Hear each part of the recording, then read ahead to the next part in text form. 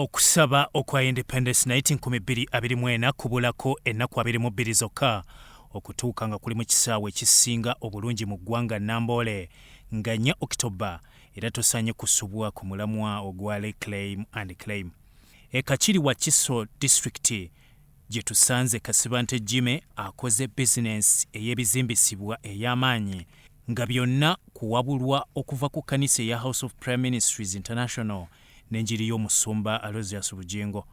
Yogera ku JK Hardware ekakiri ojja kuba otuuse ku Kasibante eyeegatta ku kanisa ya House of Prime Ministries International mu 2015 abali bamunyoma ebigambo byabakalira ku matama. Kisookera ddala House of Prayer nagyegattako nga okuva lwe bajja e Kanani ku Bati Valley nembeegattako mu kugula ettaka nembeegattako mu kusonda radio ne TV olw'ekisa kya Katonda naye nali bubi ntya kubanga nze nali muvuzi wa bodaboda ebwayise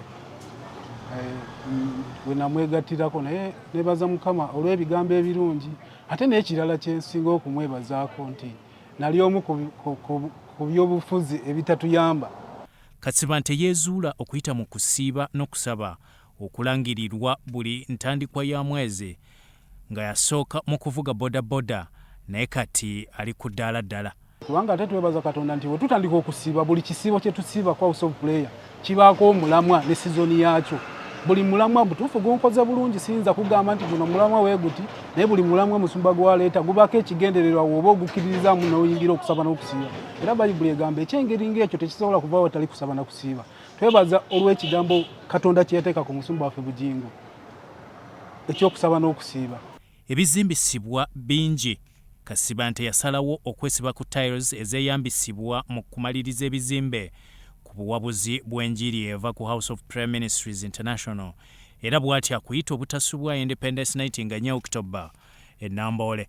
Ennaku z'omwezi nga 4 bannange mbeegayiride bwegayirizi mujje ku kisaawe e Namboole olw'ekisa kya Katonda. Katonda agenda kukola ebinene, Katonda agenda kukola ebikulu, Katonda agenda kusumula bamuzibe, abalema bagenda kutambulira, bakigala bagenda kuwulira, abalina dayimoni ziri omusanvu zigenda bavaako olw'ekisa kya Katonda. Kasibante eyava ku bodaboda yazimba wasula kati era omusayi gw'okuba ku kidduka gumulimu kati yeevuga mu mmotoka kapyata emwanguye okutuuka gy'akolera.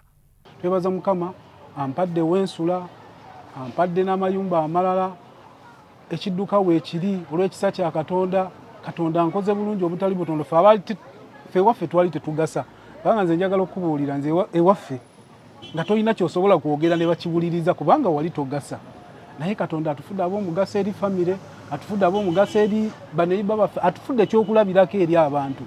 Ebyobufuzi ng'omuvubuka byasooka okumutwala omwoyo n'aleereeta nabo naye okuva lwe yayatula obulokozi yabeesalako naawe akuwabula akyabalemeddeko kola bibyo.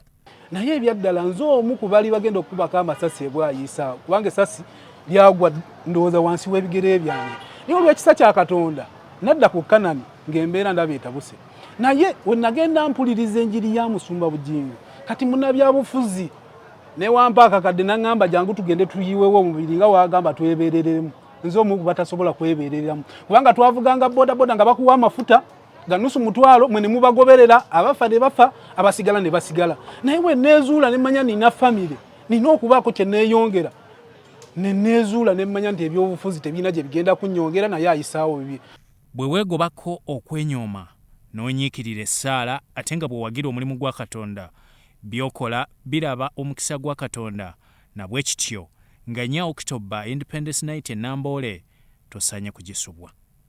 Tukunga abantu bonna bajje mu Independence Night nga 4 omwezi ogw'e10 tetukyaweza na kumpi na mwezi ennaku zisigadde ntono nnyo n'olw'ekisa kya Katonda. Tukunga abantu bonna abali mu nsi ez'enjawulo, abali wano e Uganda, abali mu masaza ga Ssaabasajja Kabaka tubakunga, abali mu masaza amalala, abali mu mawanga bonna tubakunga babeere ennaku z'omwezi nga 4 e Namboole. Bya Flavia Luiga ne Wamala Joshua, Soroti TV, Omunyo.